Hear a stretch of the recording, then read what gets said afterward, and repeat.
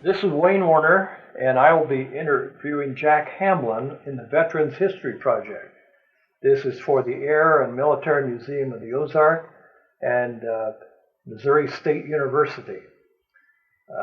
Also present in this interview are John Aldridge and Warner Bullock. Our veteran, Jack Hamlin, was born here in Springfield, Missouri, and grew up here. Jack, let's talk about those early days in Springfield, Missouri. Well, I was born in 1920. I'm just about 87 years of age. I attended the grade school course, the high school, and then went to Drury College the first year.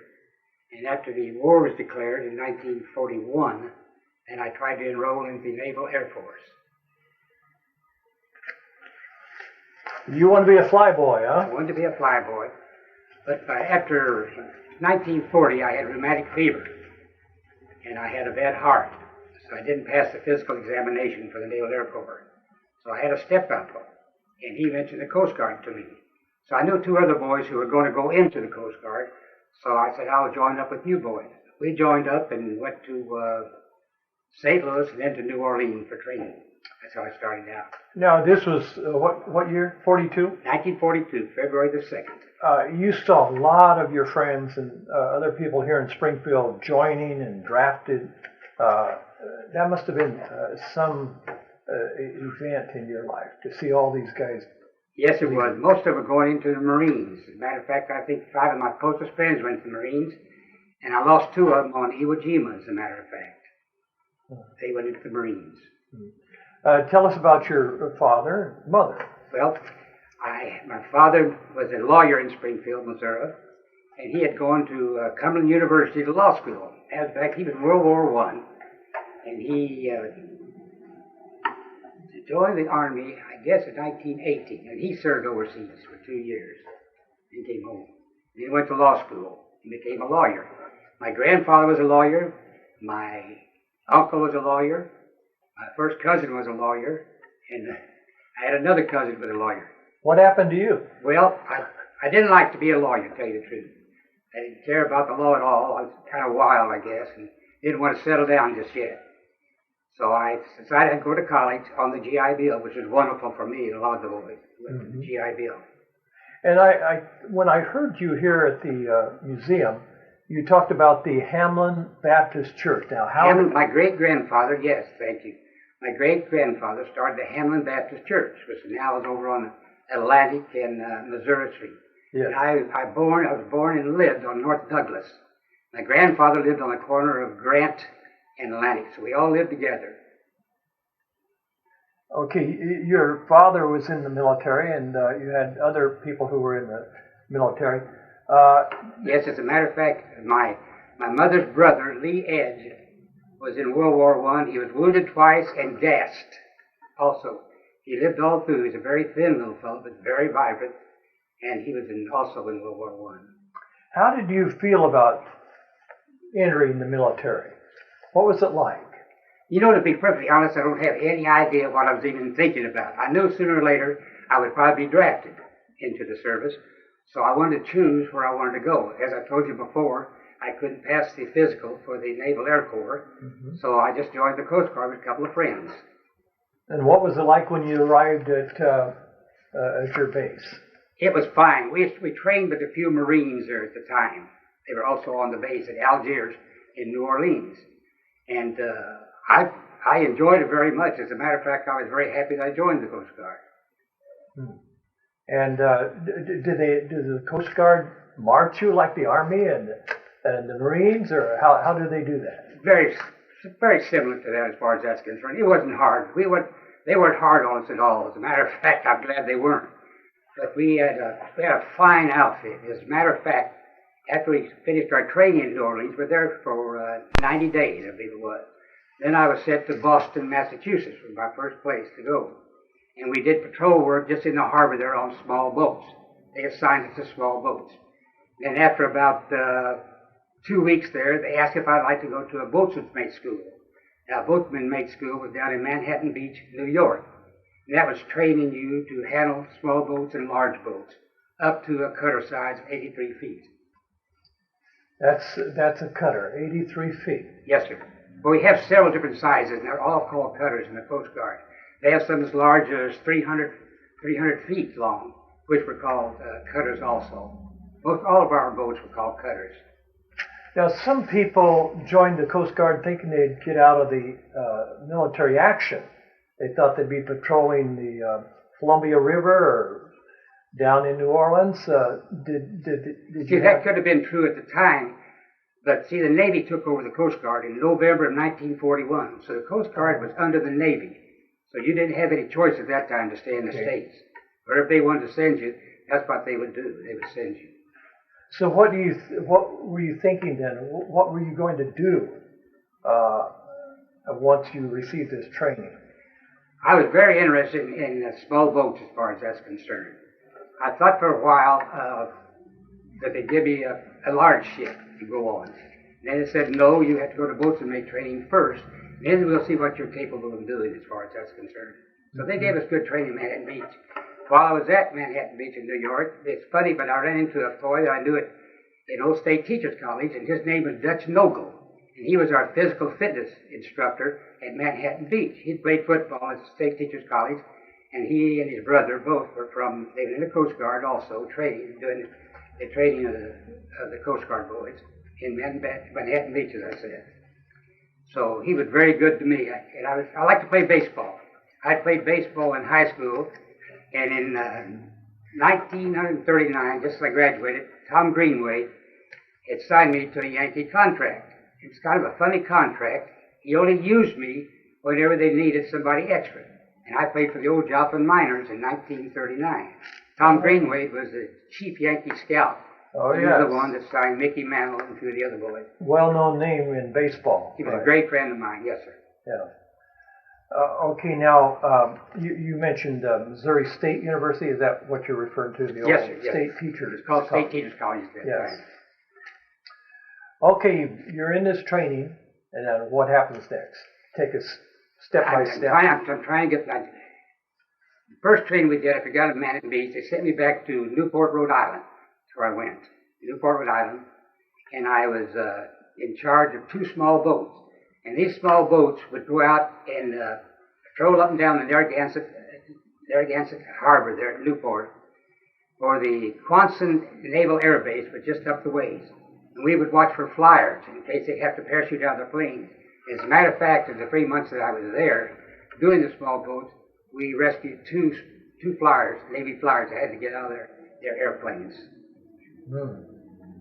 What about the Germans? Did you see any of the German activity on the East Coast? No. Then later on, after the small boats, they promoted me to the 83-footers, which was famous in the Coast Guard, 83-footers. And then we did what you would call patrol from tip of Long Island to Block Island. And our base was Newport, Rhode Island. We had, it's hard to remember, but 5 or 6 83-footers there. I was on the 83-408.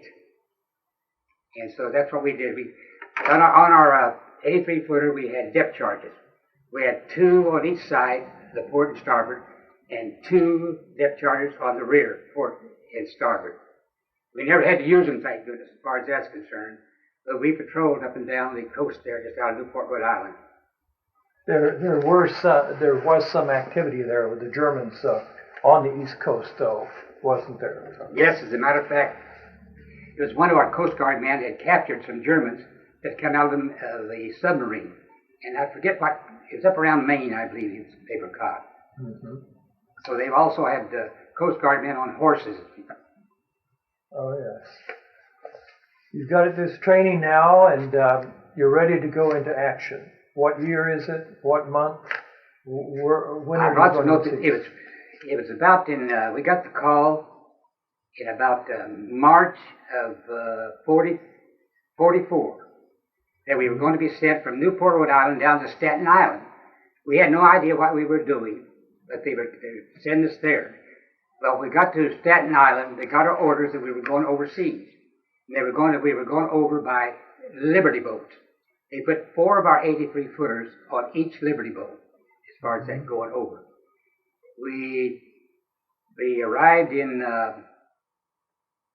Poole, England. That's where we were stationed, Poole, England.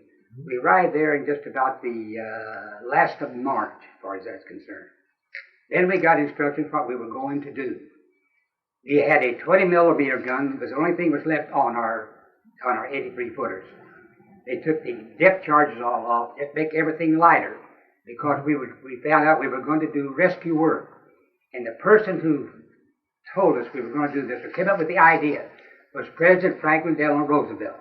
He came up with the idea, what are you all going to do to save the boys in the water when they go to the beaches? Nobody thought about this.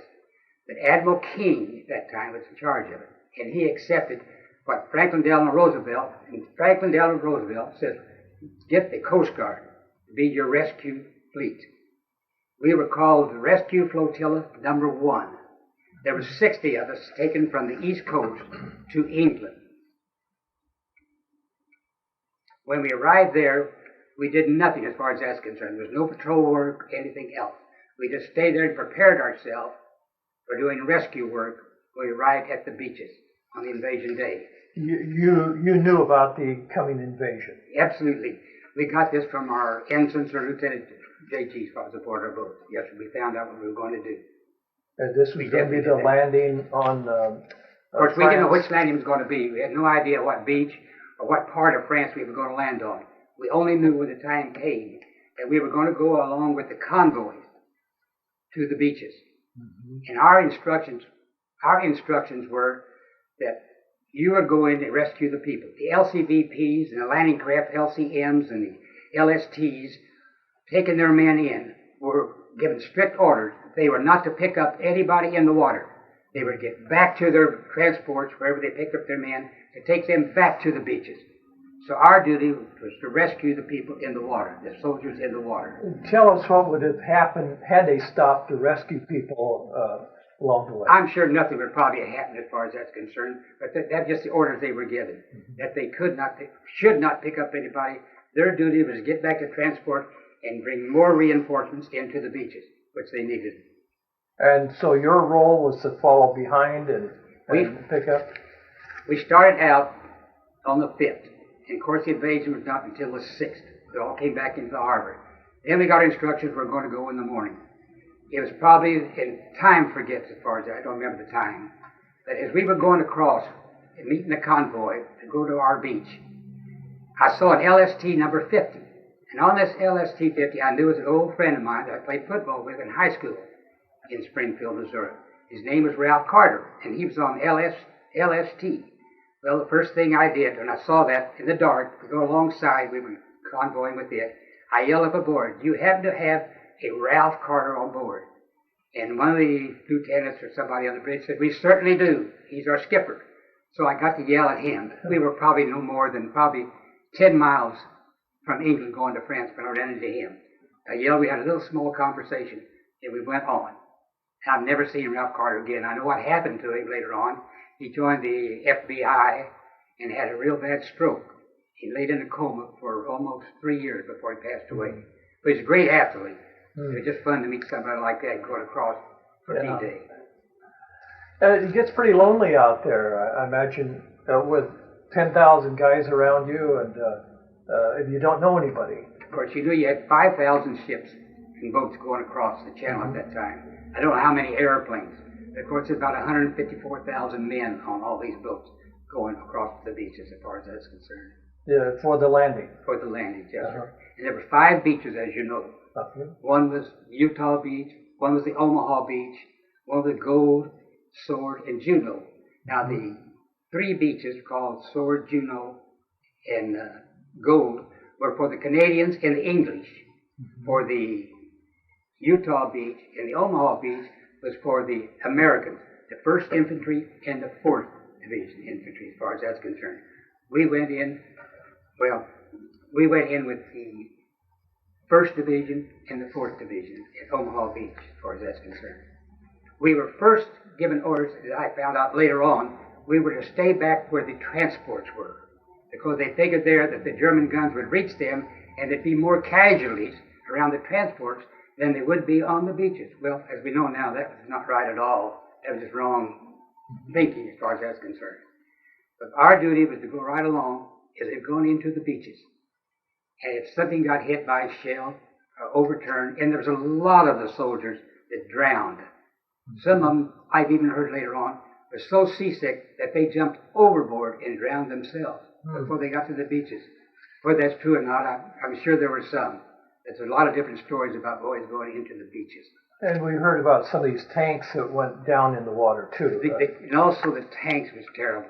I think there was only, I don't know, maybe out of 30, I think 6 arrived to the beaches where they were supposed to be in, as far as that's concerned. Then the other ones that we see go down were the ducks. You know, it can go on land and water also. Yeah, those amphibious. Because the seas going across was rough as it can be, just really rough. And it was probably a 5 sea, which is about 6 foot high with the water. And it'd get into these ducks, and they would go down also. I couldn't tell you, I've read in books, and don't remember now, but there's an awful lot of the ducks that went under also. But the tanks were so bad, they were so heavy, and these kind of the balloons that they had around them, they're supposed to have held them up out of the water to go into the beaches. They just went right down, and there was no chance for any of us to go in and rescue out of the tank. You just couldn't get them out of there. They had no way of getting out of the tank. Now, you're on an 83-foot boat. How do you get down to the water to rescue them? Well, what is really good, our boats could go in pretty close to the beaches. We didn't get clear to the beaches at all. None of us did. None of the 60 cutters that I know of ever actually reached the beach on D-Day. There were so many of them that were injured and on the outside going in, probably a mile out. It's hard to estimate that as far as that's concerned. But we only drew about 5 foot of water under our 83-footer. Weighed about 54 tons as far as that's concerned. That we had taken everything on the boat we had taken off, so to make it light as could be, so we'd get to the people. We had nets on each side of the boat as far as that's concerned. They put a little waist around us, some of us, and put a rope on us, so if we had to go into the water and bring us closer to us. So at this time there was a heavy sea, and also the current in the channel can go about those 14 or 15 miles an hour as far as that's concerned. And you'd go to pick up somebody, they could drift away from you. It was awful hard to get our boat, because an 83-footer with a twin screw, to keep up with the soldiers as far as that's concerned. So we would try to go on one side of them and then catch them on the lee side coming down to us. I couldn't tell you to this day exactly how many was pulled out of the water by our boat. But I can tell you, on D-Day, the Coast Guard saved 1,416 men and 1 woman nurse. The 1 woman nurse was blown off an LST, an English LST, into the water, and they saved her life. But there's no telling how many more that the Coast Guard had picked up. We were given orders, if they're dead, leave them alone, don't pick them up as far as that's concerned. And there were so many of them that were incapacitated, arms blown off, legs blown off, that you only look for the live ones. And you could generally tell, oh, help. But and they go into the beach, even a mile or 2 miles out, they could hit a sandbar. Now, some of these LSTs would hit the sandbar, then they had to throw their anchor out the back and start the motor up and back up to pull them out of the sandbars. Then also, closer to the shore again, there's a lot of sandbars. And some of the coxswains of these LSTs, LCVs, the smaller little craft carrying the soldiers, thought they were already close enough, so they flew down the gangplank to let them get off. Well, they weren't in close enough to the shore, so they go down in water probably 7 feet. We lost an awful lot of men. Those soldiers drowned because of water, they couldn't swim. Just opened up too soon. Opened up too soon. They thought they were close enough. They were on a sandbar. This is the LST that opens up in the front? They all open up in front, sir. Oh. Even the small LCVPs, which carried most of the combat troops in, as far as that's concerned. And they went off, just right off and down into the water. And most of them were there, probably the first landing, there were probably almost 2,000 killed, I would say, on the first landing, first wave going in. And they never reached the beaches at all. What was your role on the ship during that? What they called the long day. The long day. I was a boatswain's mate, first class, and I either held the helm of the boat, driving the boat, or I'd help on the rescue. I was one of the smallest ones on the boat, weighed about 145 pounds, so it's easier for me if I get down to the water, help somebody out of the water, as far as that's concerned. Then they had the larger boys to pull us up. But we would try to get all we could onto the net if they could help themselves up. And many of them, the water was probably 48 degrees. So it'd be awful hard for them to maneuver to help themselves at all. So we had some way to get out to get them and pull them to the boat and get them aboard. And many of these people were injured. So did you have medics on your boat? No, we had one pharmacist on our boat. We call him a pharmacist as far as that's concerned. But the rest of it were just seamen and boatsmen or machinists as far as that's concerned. We had no doctors on our little 83 foot at all. All we could do was to pick them up, get as many as we could at one time, and then the Coast Guard, we would take them back to a hospital. A lot of the LSTs we could handle them for hospitals. They had doctors aboard those. So we would go, the Coast Guard would go to the nearest boat where there was a medical attention to help them out. And was this outside of the range of the Germans? It was outside, going back outside the range, yes. Probably 9-10 miles. I think most of the transports were kept out 10 and 11 miles, just outside the range of the German 88s. When you hear one of those 88s go off, you'll never forget it as far as that's concerned. What does it sound like? Well, it just deafening. It was whizzing through the air. And, well, you don't want to hear it again, I'll say it that way. Did we have something comparable to that? The big battleships, guns going off. If you get near that, you better have some earplugs in your ear. Because it just deafening. You couldn't hear anything probably for a minute or two after those guns went off on the battleships. They were firing over you guys. They were firing over us, yes. To reach the shore there. Yes, sir. Right. Trying to help the boat, yes, sir. Mm-hmm. Well, tell us more about that day as the day wore on. Was it a long day? It was a long day. It was a very long day.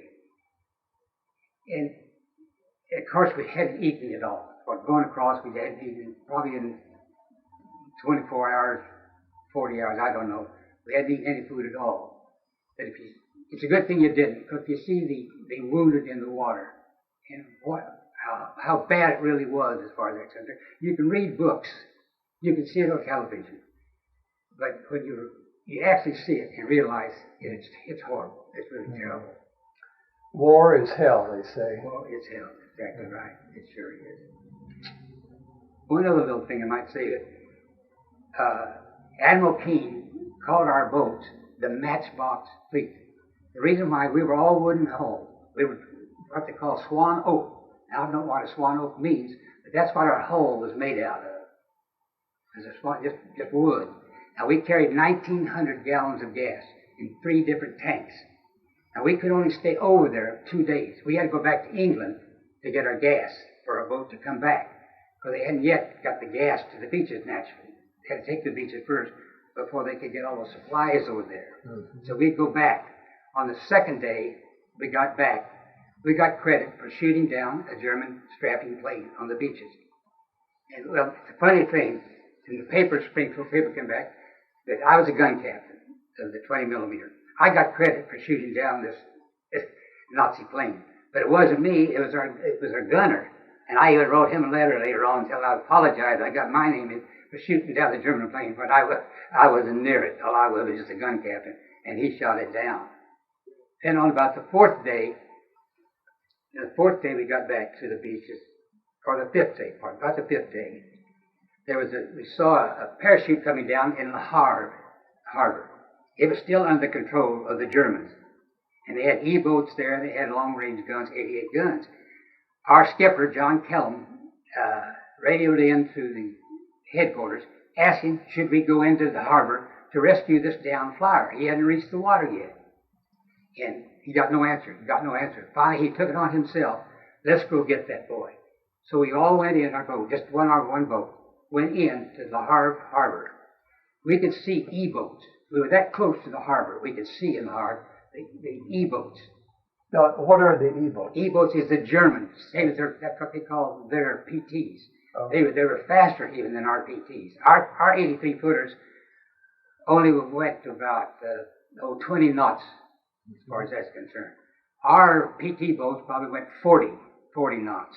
Mm-hmm. But those German E-boats, they call them, could go probably 45 or 50 knots. They could outrun our PT boats. Mm.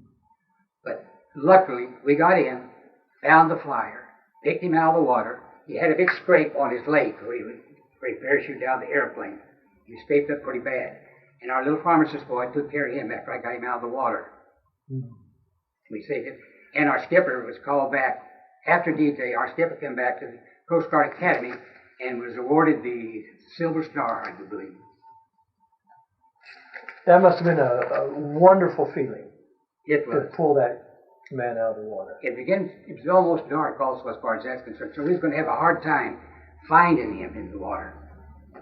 So we went just where we thought he might be. And we didn't know if there's anybody else or not. But he finally told us that he was the only one in the plane as far as it was a fighter plane. And he was the only one. He was a Canadian pilot. And about, back and forth in England, he came down about a month later. We were back in England. And he came down and found our boat. Because he knew he was rescued by, and he just kept asking around. And he came aboard our VHP and talked to us. He gave us all much thanks for it. We saved his life. Now, your base was back in England. What was the name of the base? Poole, England. Poole, England. Where is it? It's just south of Southampton, England. We also, right behind us was where the 1st Infantry and the 4th Infantry trained. It's about 2 miles from where we were in Poole, as far as that. It was a large harbor, as far as that's concerned. We had a lot of ships there. We had a lot of English ships there. Had some LSTs there.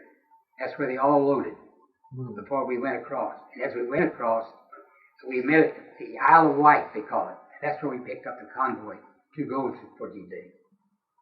That's, what is it, about 20 miles across there? No, it's 90 miles. 90 across, oh, okay. 70 miles, excuse me, I have something. It's 70 miles. That's why the Germans didn't think, Hitler didn't think we would go across there. He thought they were going to go to Calais, where it's only about 5 miles. Calais, I can't pronounce it, C-A-L-A-I-S. That's where the Germans expected us to come across on the landing. But we went down, clear down to Normandy, down below. And it was 70 miles across. It took us so almost, well, we could only go about 10 or 11 miles an hour. Our boat could go, our cutter could go on faster, but you had to stay with a convoy. And that made it rough. That you'd be using an awful lot of gas that way. But you'd go back to refill your tanks? We had to go back to England to refill our tanks. Would you go by yourself, or? Just one at a time. If anybody else go, we'd go together. But just one cutter at a time go back, whenever you had to go for your gas, as far as that's concerned. So that took quite a while to go back. And it took us quite a while, yes. Tell us what happened. Were there German planes overhead, or? The only German plane the whole time we saw was the one we shot down. That's the only one. I don't have any recollection of seeing any other German planes, no, sir. I don't think they had very many left. I've read books. They didn't have very many left of the German planes there along the Normandy coast to help out at the landing. I can just imagine, I've seen a picture or two of all of those ships out there in the water. I wish I could remember more, really. There's a lot of things that slipped my mind, and I don't remember about it all. But we had just imagine 5,000 ships going across that channel at the same time. 5,000. Of all sizes, as far as from battleships down to boats like ourselves. The LCMs, the LSTs. Do you know when the Germans actually knew that we were on the way over? I have no idea. You've seen it in pictures as far as that's concerned, where they saw you reaching the beaches as far as that's. As far as when they knew we were actually going, I have no idea. I read a story about a German who was up there in one of the pillboxes, I think it was, and he got up and looked out there and saw all of those ships there and wondered, what are we going to do now? Yes, I think that's in one of the films, the film, that's right, yes, sir. Yeah. There was another little thing that happened to us I'd like to tell you about. You just go right ahead and tell us any of the stories. After D-Day, in about, I'd say, maybe in November of 1944, they split up our boats. The crew, they cut the crew and sent a lot of the boats back to the States. The reason they sent most of the boats back to the States, they were getting ready to go to Japan. And the Coast Guard was going to do the same thing, Japan, what we did in France. So they cut our crews down from 13, which we had, to 8. I was left with the 83-408. Number 23 is what we were on our stenciled on our boat. The Coast Guard number 23. We were stationed after they cleared the harbor in Cherbourg. They had 2 Coast Guard cutters in Cherbourg and 2 up at La Havre as they cleared the Germans out of there. On Christmas Eve, 1944, Christmas Eve, I was going to have a little party on the boat. I was in charge. I'd given half of the boys liberty to go into Cherbourg on New Year's Eve to have a good time, so we had no orders at all to do anything. I had a good friend who was a quartermaster corps, a soldier. Saul Fagan was his name, Master Sergeant, and he was in charge of the food. So he said, let's have a little party on the boat. He said, I'll bring down the turkey, I'll bring a little wine, and I'm going to bring 2 girls down. I got a girlfriend and bring another girl.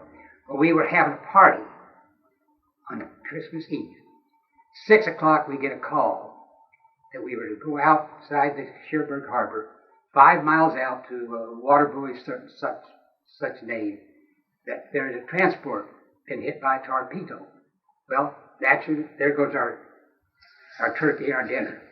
So the master sergeant, I said, can you go with us? Because I'm only 4 on board here. The other boys are going shore late.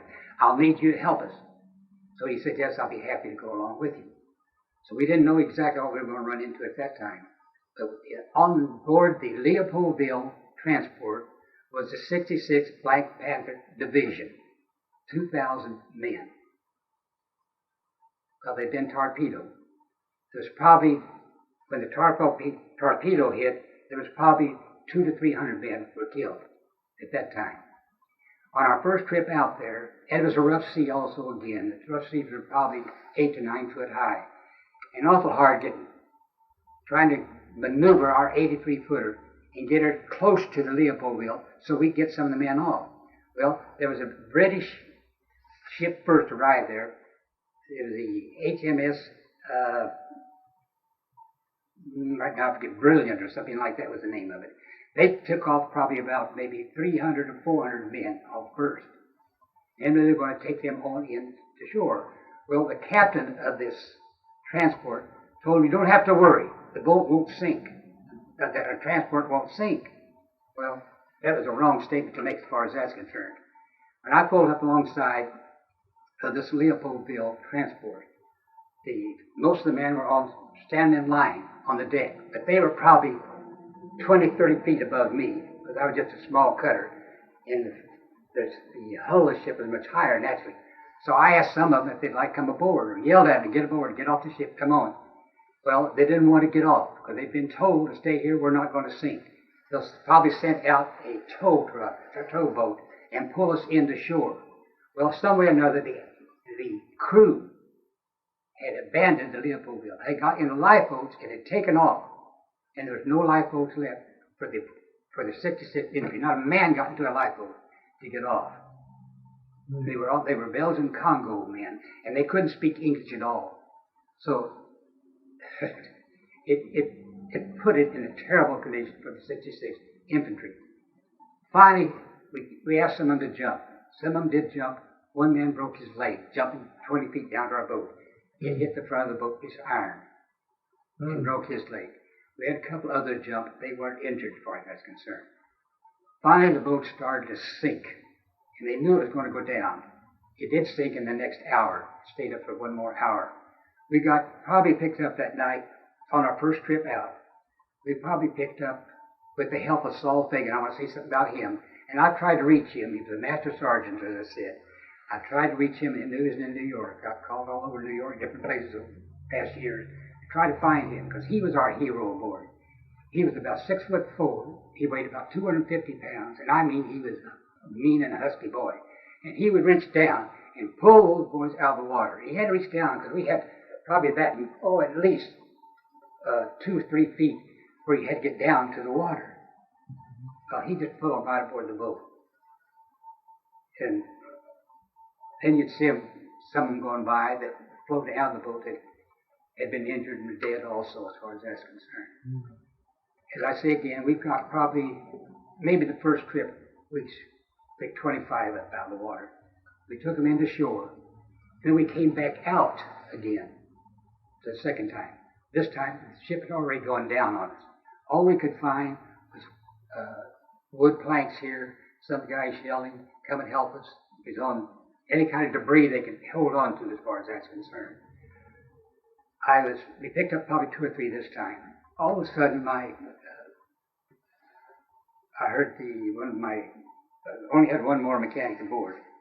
He yelled, we've hit something, and I could feel it through the vibration of the ship. He hit one of our pillars, had hit something in the water. And at that time, we thought maybe it was a hawser or some kind of a line for the boat or some debris as far as that's concerned. Well, I said, we better get back. So we went on back in. Didn't pick anybody else up. They only had one screw left, one pellet left. And we got into shore and got everybody off. The next morning, the Navy diver went down and came and told us. He came up and he vomited into his helmet. He said, that's a soldier down there in your propeller, parts of his body. How far out from shore were you? 5 miles. 5 miles. I went back on the 50th anniversary of D-Day.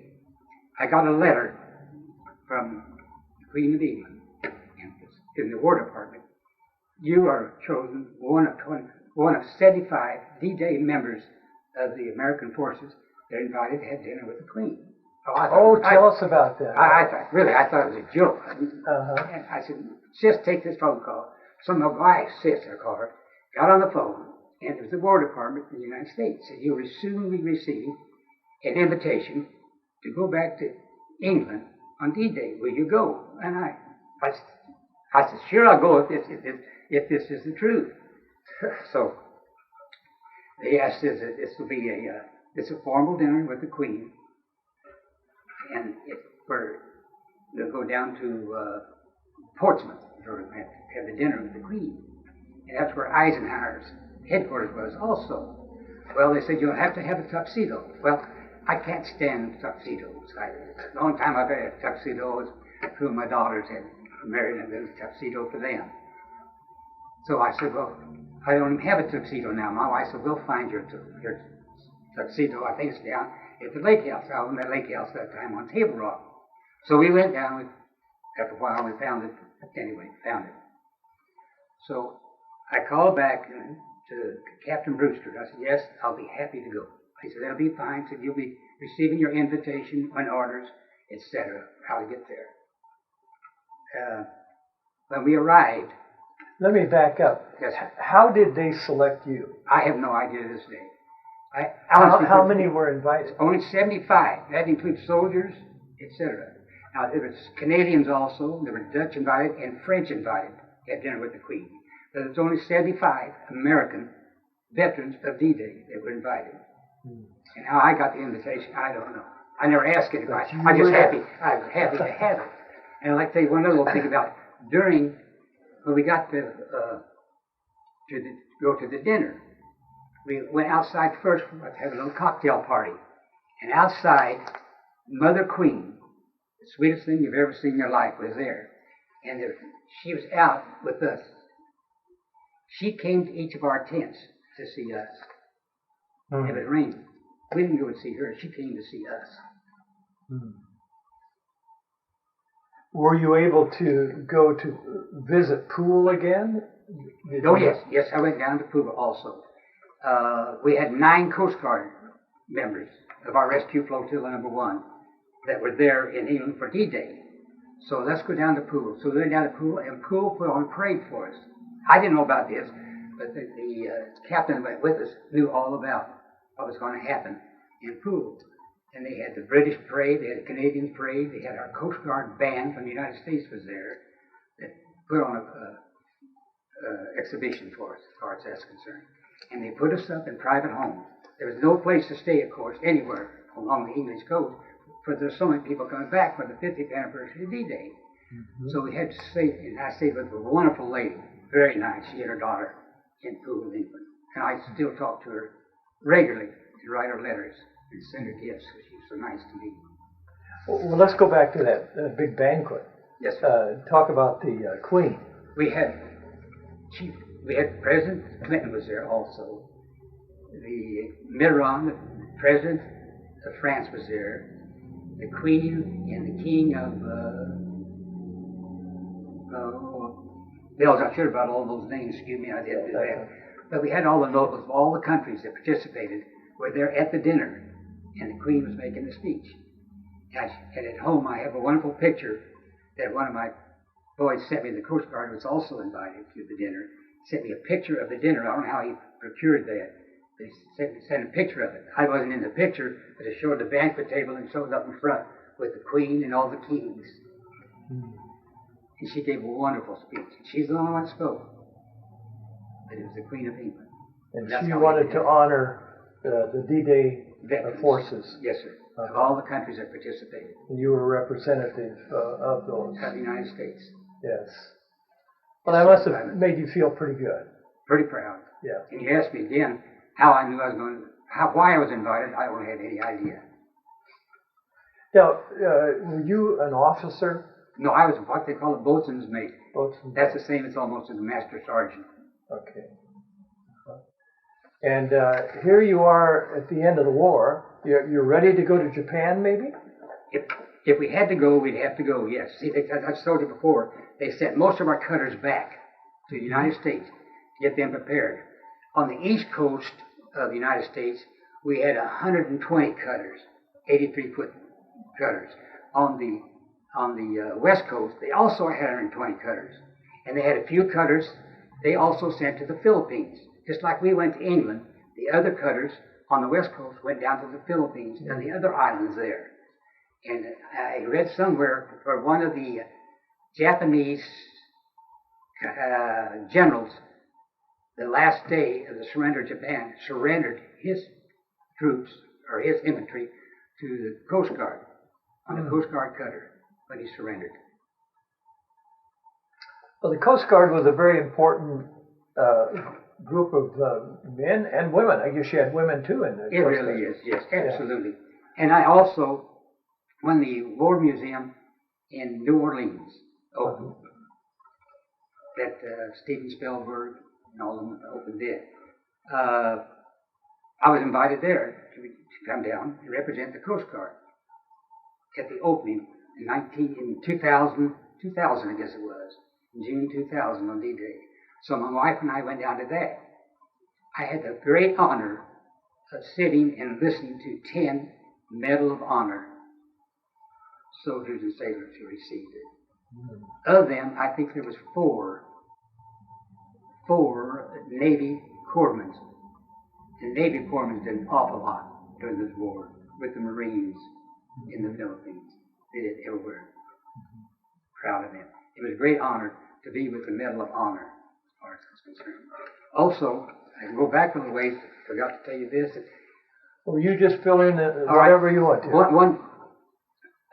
I didn't know him at the time, but later on, one of my personal friends was picked up. He was in the 66th Infantry Division, and he was picked up by a Coast Guard cutter. He remembers it.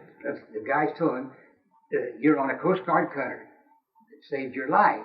Is that D-Day? D-Day. And he was a Springfield, Missouri boy. Well, one day I was talking about D-Day and going on. He says, "Were you there?" And I said, "Yes." He says, "What were you in?" I said, "I was a Coast Guard man on an 83-footer. He said, "I want to tell you something." And his name was Gene Hunted Donaldson. He lived here in Springfield all his life. He said, "I was picked up by a Coast Guard cutter on D-Day." I said, "Is that right?" No, excuse me, let me go back again. It wasn't D-Day. I apologize for that. It was a Christmas Eve. It was a Leopoldville. He was on the Leopoldville. I made a mistake there. But he was on the Leopoldville on Christmas Eve. And we picked him out of the water and saved his life.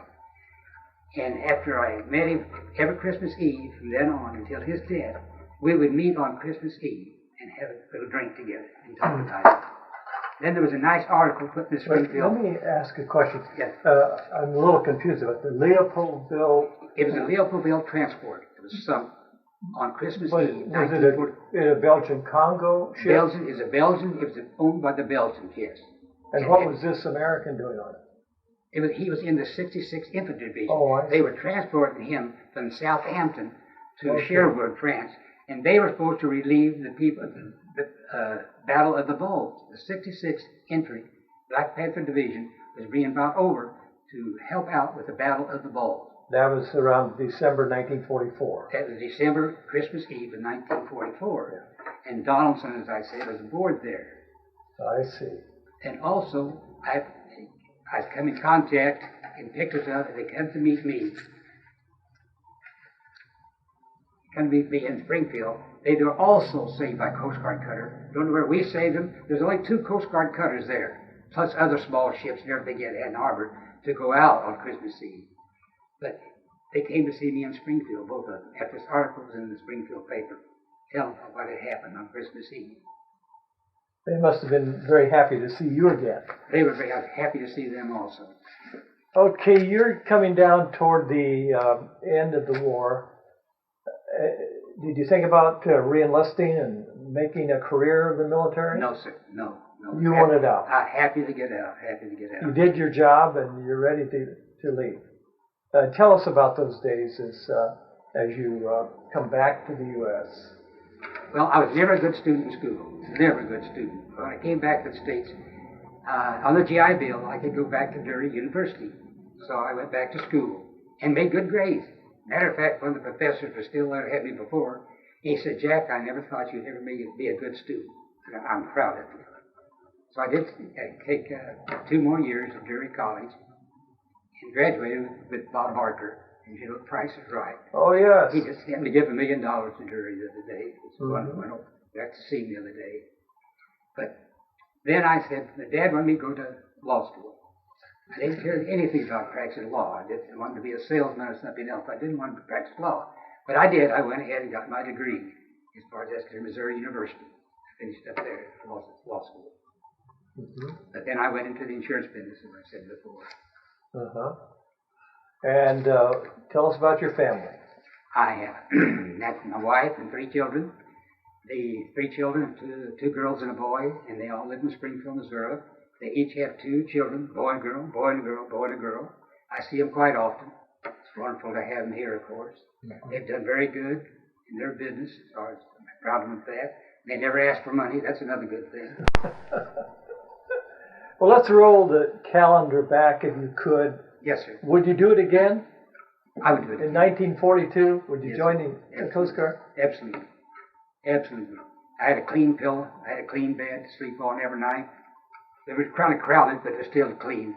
We had good food. We didn't have any way to cook our food as far as that's concerned. But we'd bring the food aboard as far as that's concerned from other places where we were stationed. But we had a stove, but it's a small little stove. And we had a refrigerator. It's an electric refrigerator.